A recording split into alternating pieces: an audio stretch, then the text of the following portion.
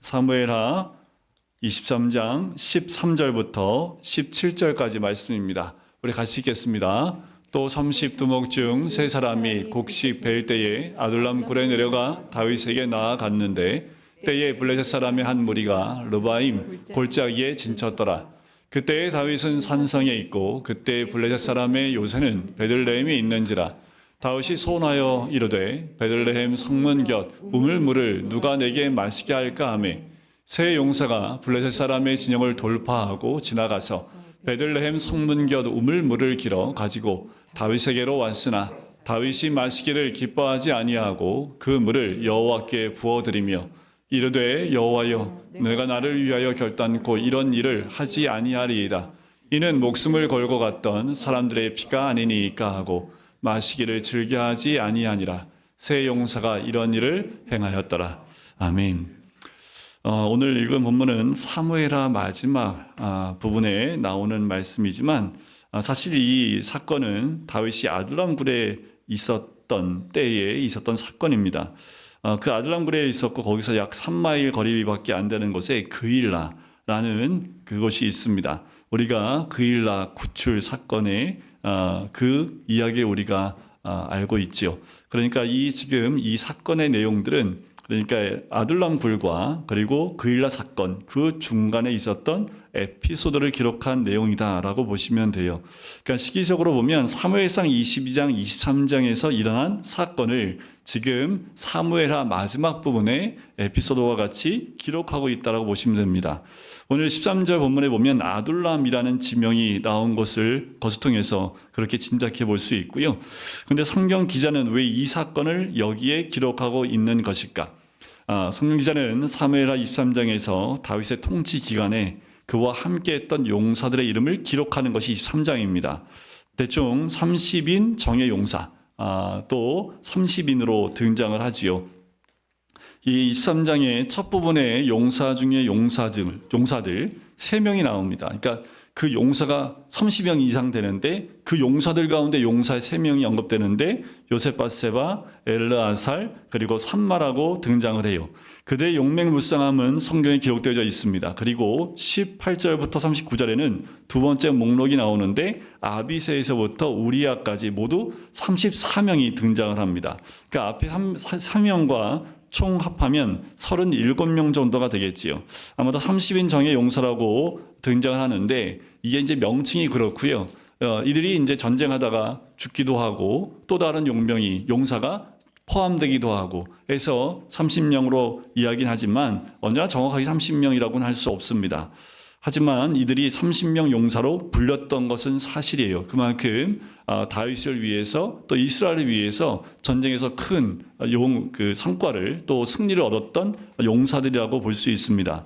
이 용사들이 다윗에게 바친 충성과 행사가 어떠했는가를 보여주기 위해서 성경은 한 사건을 기록하고 있습니다. 그러나 보다 큰 그림에서 보면 이것은 다윗 생에서 가장 힘들었을 때 있었던 사건을 기록하고 있습니다. 보다 큰 의미를 지닌 사건으로 볼 수 있는데 대강의 시기 아까도 말씀드린 대로 아둘람에서 그일라에 이어지는 때였겠지만 정확하게 어느 시점이라고 단정하기는 좀 어려워요. 장소가 나와 있기 때문에 대충 이 시점에 있었던 사건이었을 것이다 라고 짐작해 보고 있는 거지요. 자, 그때라고 생각한다면 지금 아둘람굴에서 이제 그일라 그 사이에 때로는 그일라 사건 이후에 이 사건이 있을 때라고 우리가 짐작해 본다면 다윗의 지금 상황을 우리가 심적인 상황을 좀 짐작해 볼 수 있습니다. 자, 지금까지 우리가 보았던 다윗의 그 상황들을 한번 되짚어 보면 사울에게서 쫓겨나서 블레셋 지방에 들어가지요. 거기 가서 가드에 있는 아기스 왕에게 갑니다. 그런데 신하들이 알아보고 아기스 왕한테 저 원수 다윗이라고 얘기하는 바람에 다윗이 어떻게 해요? 미친 채하고 도망쳐 나옵니다. 그래서 급히 도망간 데가 아둘람 굴인데 아둘람 굴에 갔을 때 다윗의 가족들과 함께 400명이 함께 오지요. 그 400명은 대부분 환난당한 자, 빚진 자, 마음이 원통한 자들이었습니다. 다윗에 나와요. 또 다윗은 그들의 지도자가 되었습니다. 여기서 다윗은 하나님의 위로를 받게 되지요. 그래서 하나님의 선하심, 그 깊이를 경험하면서 시편 34편을 쓰게 됩니다. 그래서 모두 함께한 사람에게 하나님의 선하시고 또 하나님의 위로하심을 함께 찬양하는 부분이 나오지요. 하지만 사울에게 계속해서 쫓김을 당하면서 살아가야 하는 그 삶, 그리고 그를 따르는 400여 명의 사람들을 인도해야 하는 지도자로서의 삶, 결단코 쉬운 삶은 아니었겠지요. 이름이 기름 부음 받아서 왕으로서 하나님이 세워주셨지만 사울에게 죽임받는 그 자리까지 쫓겨다니고 또 400명의 그 많은 사람들의 리더로서 서져 있을 때 다윗의 마음은 얼마나 고독감에 있었을까라는 거예요. 그가 어디에도 적을 둘 수 없고 어디에도 마음 둘 곳이 없는, 하지만 리더로서 400명을 잘 이끌어 가야 될 그 상황 가운데 있는 다윗의 마음은 심한 고독감을 느꼈을 겁니다. 그는 그런 상태에서 하나님께 나아갔는데 그가 지은 많은 시편들이 이렇게 쫓김을 당할 때 쓴 시편들이 굉장히 많습니다. 목가적인 평안한 가운데 썼던 시편들은 그가 양을 칠 때 불렀던 찬양이라든가 때로는 왕으로서 승리하고 돌아왔을 때 승전가를 외치는 찬양이겠지만 다윗은 시편의 거의 대부분은 사울에게 쫓김 당할 때 또 그 아들한테 쫓겨남을 당할 때 이런 상황 가운데 쓴 시편이 거의 대부분이라는 것을 볼 수 있어요. 얼마나 다윗이 왕이었지만 고독했는지를 그 시편을 통해서도 알 수 있는 내용이지요. 더 나아가서 다윗은 배신을 참 많이 당했던 사람 중에 한 사람입니다. 지금 상황 가운데 어떤 배신이 있었냐면 다윗이 그일라 성을 블레셋에 의해서 구출하지요. 그래서 승리케 합니다. 사울이 그일라 성에 다윗이 있다는 얘기를 듣고 사울이 군대를 보내려고 해요. 이 그일라라는 성은 들어가는 입구가 하나밖에 없습니다. 그 안에 들어가서 문을 닫게 되면 안에 갇히게 되는 그런 성이에요. 하나님이 묻습니다. 하나님께 물어요. 다윗이 사울이 지금 군대를 보내는데 그일라 성 사람들이 나를 보호하게 주겠습니까? 아니면 배신하겠습니까? 이런 질문을 해요.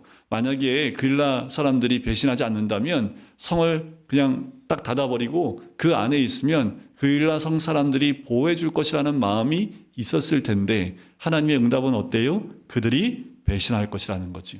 근데 생각해 보세요. 자기도 쫓기는 상황 가운데 그일라가 이 블레셋에 의해서 침략당한 것을 구출해 줬는데 이 그일라 사람들이 자신을 배신한다는 얘기를 들었을 때 다윗의 마음은 어떠했을까라는 거지요. 또 한 분이 있는데 다윗은 그일라 성에서 나와서 이제 한 600명이 되는 사람들을 데리고 딱히 숨을 곳이 없습니다. 그는 또한 숨어야 했어요. 그래서 이리저리 옮겨 다니는 상황이었죠. 그 내용이 사무엘상 23장 14절에 나옵니다. 황무지 요새에도 갔고 또 황무지 산골에도 유하였으며, 그러니까 이곳저곳 다니고 있는 다윗의 모습을 기록한 것을 보게 돼요. 다윗은 계속 움직여야 했습니다. 하나님의 은혜로 잘 숨겨주시지요. 사울은 매일 다윗을 찾지만 찾을 수 없었습니다. 생각해 보세요. 600명이 몰려다니는데 어떻게 이스라엘 땅을 한번 저와 같이 가보시면 좋겠는데 이 지역을 한번 가보시면 숨을 수가 없어요. 600명 한번 모아볼까요? 어마어마한 숫자입니다. 600명이 몰려만 있어도요, 멀리서 봐도 눈에 확 띄거든요. 그런데 하나님이 은혜 가운데 보호해 주시고 있는 모습을 이 말씀 가운데 볼 수 있지요. 그런 중에 다윗이 황무지의 숲에 거하고 있는데 10사람들이 기부하에 있는 사울에게 다윗이 그곳에 있다고 꼰질러요. 그래서 이 사람들 때문에 다윗이 또 도망가는 모습이 나오는데 이 10사람들이 누구냐 하면 여인들이 다윗을 찬양할 때 이런 거 아시죠? 사울은 천천히요, 다윗은 만만이라. 이렇게 소리를 내어 외칠 때 그 소리에 동조했던 사람들이 이 사람들입니다. 참 다윗을 칭송하고 있었던 그 사람이 이제는 다윗을 팔아먹는 자리에 가 있는 것을 보게 돼요. 마치 예수님이 예루살렘에 들어갈 때 호산나 호산나 하며 찬양했던 사람들이 일주일도 되지 않아서 예수님의 십자가에 못 박으라고 외쳤던 그 사람들과 별반 다르지 않은 모습을 볼 수가 있는 거지요. 다윗은 주님께서 겪으셔야 했던 배신을 여러 차례 겪어요. 그런데 이쯤 되면 다윗이 왕이라는 것을 하고 싶었을까라고 생각을 하지 않을까요? 내가 괜히 기름 부음 받아가지고 지금 사람들한테 배신당하고 어디 한 곳 유대 땅 가운데 편하게 있을 곳이 한 군데도 없어요. 좀 자리 잡고 앉아 있으면 누가 가서 사울에게 말하지 않을까? 이것 때문에 두려움 가운데 있는 거지요. 이렇게 쫓겨남을 당할 때마다 다윗이 내가 왜 왕이 됐을까라는 그런 마음을 갖지 않았을까요? 이런 백성들의 왕이 또한 되고 싶었을까요? 자신을 배신하고 그일라 사람처럼 10사람처럼 자신을 배신하고 이렇게 사울에게 이야기하는 이 사람도 유대인들이기 때문에 나중에 다윗이 왕이 되면 그일라 사람들은 어떻게 다윗을 대했을까 좀 궁금하긴 해요. 근데 다윗의 마음은 어때요? 이들의 왕이어야 되는 위치에 있는 사람인데 어떻게 이런 사람들에게 왕이 될 수 있을까? 여기까지는 다윗을 탁월한 지도자로 만들어 가시는 하나님의 훈련이라고 말할 수 있습니다. 그래서 배신도 당하고 쫓겨남도 당하고 죽을 뻔했는데 하나님의 도우심으로 생명을 부지하기도 하고 그 가운데 더 많은 사람들이 모여요. 400명이 모였다. 600명이 모여요.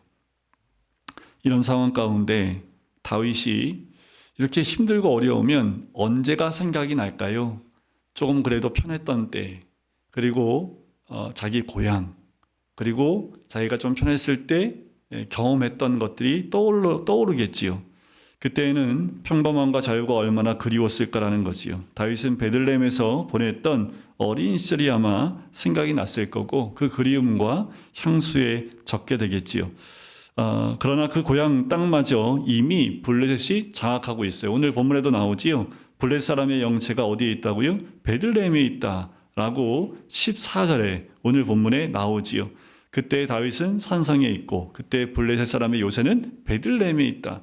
그러니까 베들레헴이 지금 다윗의 고향인데 어렸을 때 자라는 곳인데 그곳은 누가 지금 점령하고 있어요?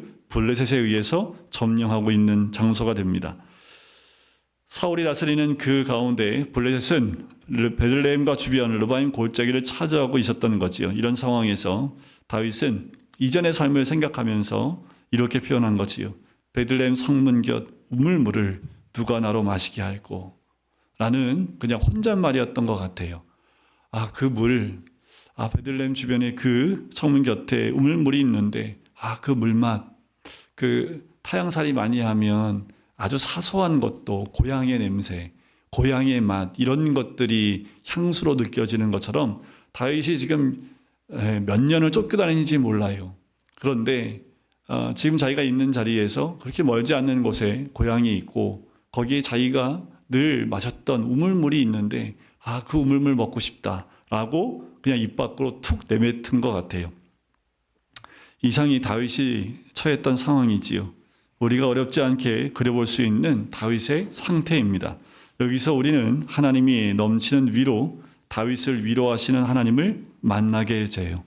정말 우리가 지치고 힘들 때 어떤 생각을 할까요? 물론 하나님이 나의 위로자라고 생각하지만 우리는 정말 사랑하는 누군가 나를 정말 잘 이해해 줄 뿐만 아니라 진심으로 아끼고 사랑해 주는 누군가를 만날 수 있었으면 하고 생각할 수 있겠지요.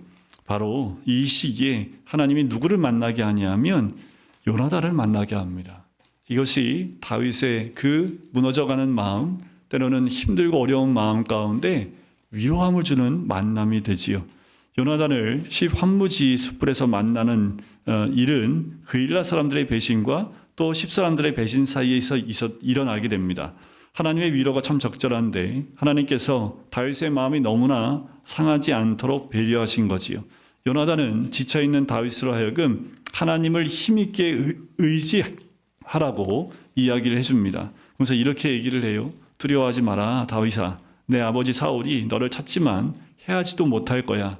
너는 이스라엘 왕이 될 사람이고 나는 내 다음이라는 사실을 기억해라. 내 아버지도 이 사실을 알고 있어. 라고 다윗에게 얘기하는 거지요. 그리고 두 사람이 언약을 맺게 됩니다. 그리고 각기 제 길을 가게 되지요. 이 만남, 자신의 환난을 견딜 수 있는 힘과 위로를 얻게 되지만 이런 때 이런 사람 만나는 것 참 필요하지요.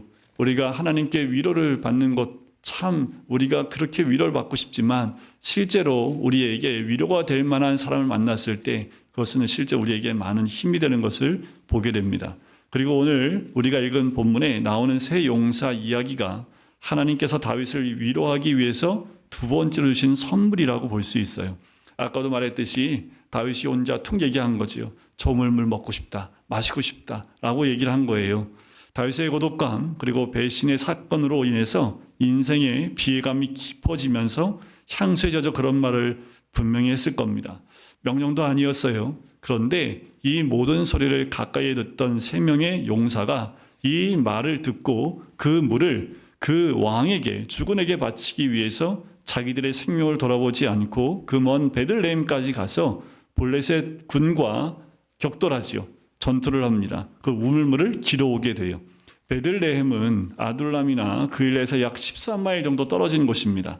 세 용사가 블레셋 사람의 군대를 충돌했다는 표현이 나와 있는 것, 그건 전투했다는 의미가 되겠지요. 세 명 중에 한 명도 죽지 않습니다. 정말 강한 용사였고 또 아마 장군이었던 것 같아요. 가서 우물물을 길어와요. 대단한 용사입니다. 그들의 용맹도 대단하지만 그들의 마음, 그 마음씀과 충성심이 얼마나 대단한지 모르겠어요.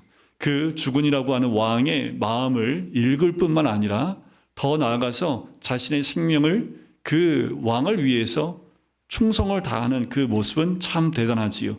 그들은 그 주군의 명령 때문에 목숨을 거는 것이 아니었어요. 그들은 다윗의 마음을 읽었던 거지요. 그 우물물을 마시고 다윗이 힘을 얻을 수 있다면, 그것이 다윗의 힘든 마음의 위로가 될 수 있다면 자기들의 목숨도 아깝지 않다고 여겼던 것 같아요. 다윗이 그 우물을 받았을 때 심정을 우리가 이해할 수 있을까요? 다윗은 자기의 사랑하는 세 용사가 떠온 그 우물물 속에서 용사들의 자기 부인과 철저하게 이타적인 그 충성심을 보았습니다. 거듭되는 배신으로 인해서 상했던 다윗의 마음을 하나님께서 이렇게 위로해 주시는 것을 보게 돼요. 여러분들 이렇게 물 떠오면 어땠을까요? 벌컥벌컥 마시면서 내가 이 맛이었어 이렇게 했을까요?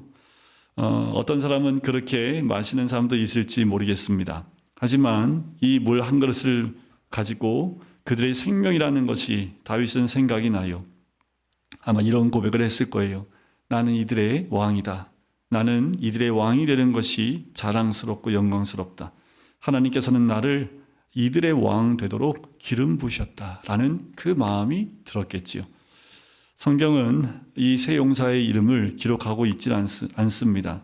어떤 학자들은 세 사람의 이름이 모두 의도적으로 기록되지 않았다고도 얘기를 해요. 하지만 중요한 것은 이거예요. 성경 기자는 잊어버려서가 아니라 의도적으로 다윗의 왕정 마지막 기록에 이미 과거에 있었던 이 한 사건을 기록하고 있는 겁니다. 바로 이런 자들의 충성이 아니었다면 다윗의 왕정은 가능하지 않았을 것이고, 그래서 하나님께서는 다윗에게 이런 자들을 주셨다라는 거예요. 그래서 사무엘하 마지막 부분, 이제 다윗의 왕정이 다 세워지고 끝물에 갔을 때 이 저자가 다시 한번 다윗이 쫓겨다니고 있을 그 시기에, 가장 어려운 시기에 있었던 이 사건을 기록하고 있다는 거지요. 다윗의 영웅들이지요. 하나님께서는 그들을 기억하게 하셨고, 이 이야기의 마지막에 이 영웅들의 에피소드를 기록한 것입니다. 이 용사들은 자기를 철저히 부인함과 동시에 이타적인 자기를 돌보지 않은 충성심을 보여주었다는 거지요. 이것은 여러분들 다만 이때 시대뿐만 아니라 이때 왕과 부하의 관계에만 있었던 그 일들로 끝나는 것이 아니라요. 이것은 교회의 모든 관계에 모범이 될 수 있는 모습이에요. 1차적으로 물론 주님께 대한 성도들의 충성이 이런 것이어야 할 것을 가르치고 있는 거지요. 하지만 사실 이것은 교회 안에서 수평적 관계 속에서도 적용이 돼야 하는 것입니다. 주님께서 친히 말씀하셨지요. 친구를 위하여 자기 목숨을 버리면 이에 더 큰 사랑이 없다라고 말씀을 하고 있습니다. 사도 바울도 오직 겸손한 마음으로 각각 자기보다 남을 낮게 여기라라고 얘기했고요. 사도 요한도 이렇게 얘기합니다.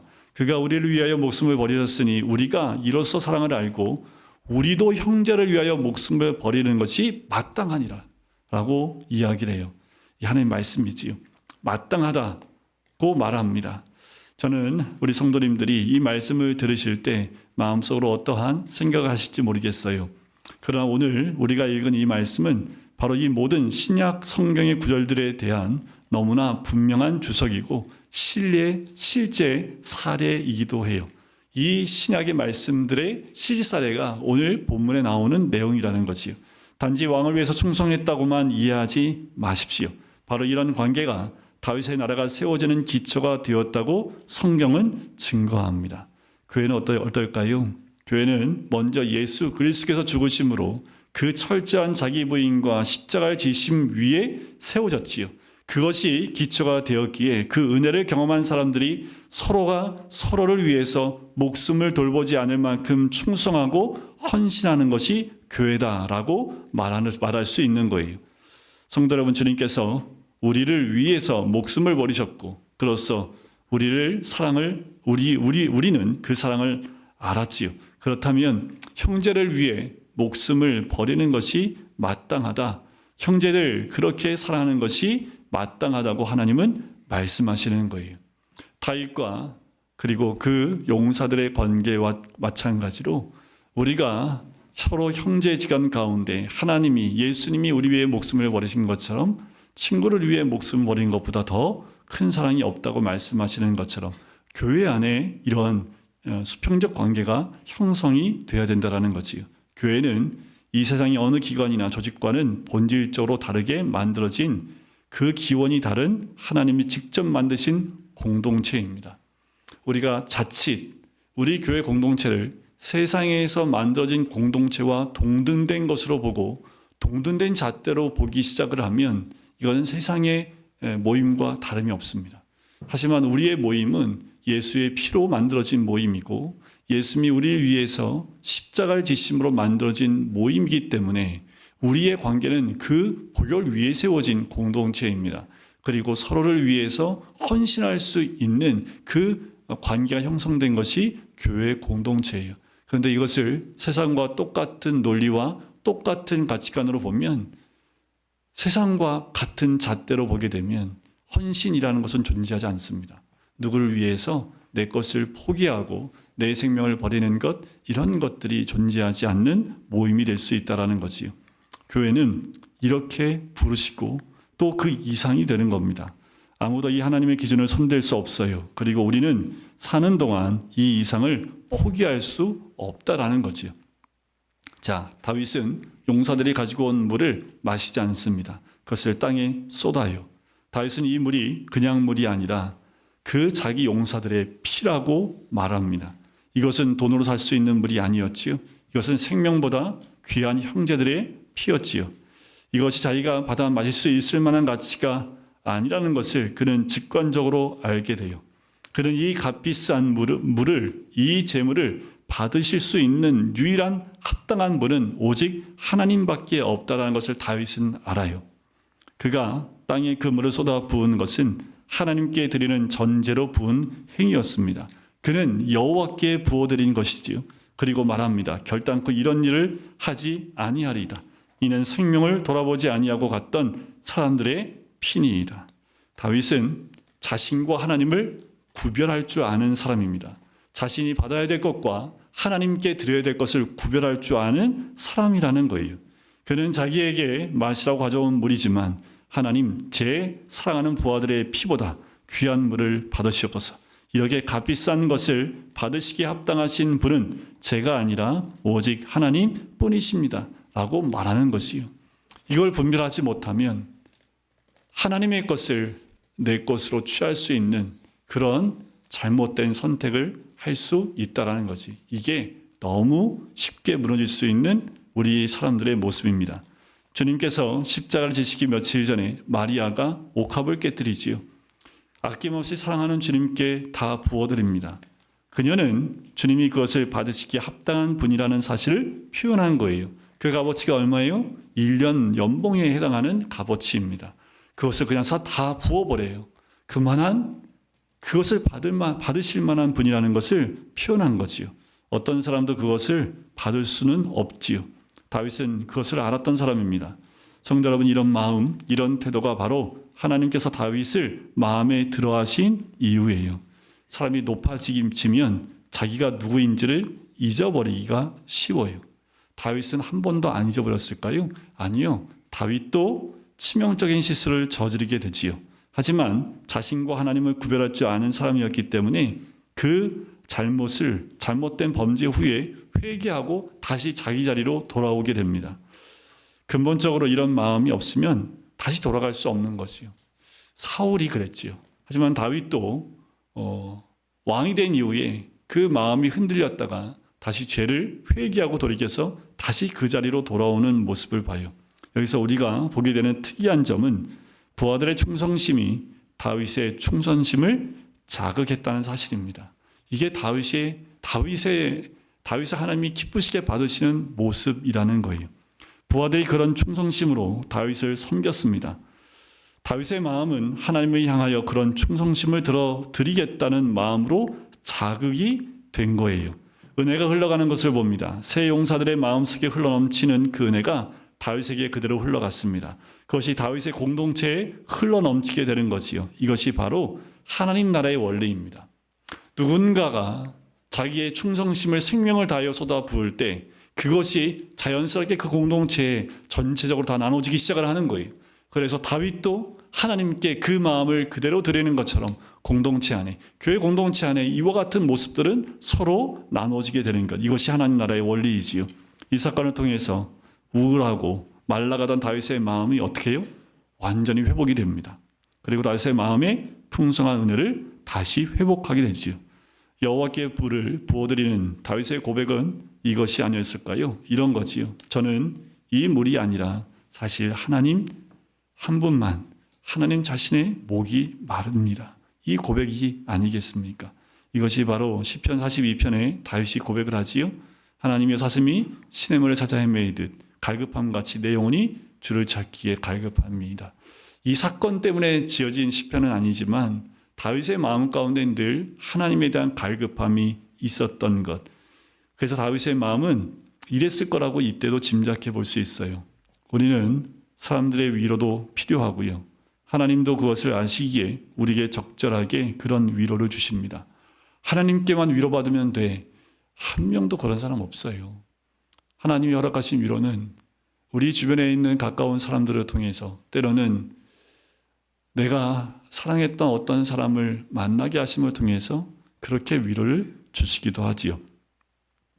하지만 결국 자기가 필요로 하는 위로는 오직 주님께로부터 와야 한다는 사실을 깨닫게 되는 자리로 가는 거예요. 다윗이 여러 군데에서 위로를 받지만 결국 하나님이 주시는 위로가 간절히 필요했던 것이 다윗이었지요. 우리의 영혼의 목마름을 채워줄 수 있는 것은 사실 사람들이 아니라는 겁니다. 저는 사람들이 우리의 위로가 되지 않고요. 그런 것은 불필요하다고 말씀드린 것이 아니에요. 그것도 필요합니다. 하지만 그것은 하나님의 위로를 대체할 수는 없다라는 거예요. 하나님 밖에는 우리 영혼을 만족시킬 수 있는 분은 안 계십니다. 그것이 다윗의 고백인 거지요. 하나님의 사람들은 언제나 이 자리로 나가야 합니다. 우리가 환경이나 사람이나 모든 것을 통해서 위로를 받을 수 있지만 그것은 하나님이 하나님께 나와 그 위로를 누리라고 우리에게 허락하신 환경이라는 것이요. 성도 여러분, 하나님이 위로에 능하신 분이라는 사실을 우리는 알아야 합니다. 경험하고 있을 수도 있고 경험을 해야 하기도 합니다. 하나님께서는 우리와 여러분과 제가 지쳐 있을 때 적절하게 위로하시는 하나님이시지요. 하나님께서는 낙심하고 지친 엘리야를 위로하신 하나님이시지요. 이사야 선지자를 부르시면서 내 백성을 위로하라고 소명 주신 하나님이십니다. 하나님의 위로는 오직 하나님 백성, 하나님의 자녀들에게만 주어지는 거예요. 그러나 사랑하는 성도 여러분, 한 가지를 더 분명하게 하셔야 합니다. 언제 우리가 위로를 필요로 하는 것입니까? 우리가 언제 위로를 필요할까요? 다윗이 죄 지었을 때는요, 하나님 위로해 주지 않습니다. 죄에 합당한 그 고난을 받게 하시지요. 그때는 위로가 아니라 그 죄를 회개하고 돌이키는 것이 무엇보다 중요하지요. 책망이 필요할 때 위로를 달라고 하는 것, 그것은 맞지 않겠지요.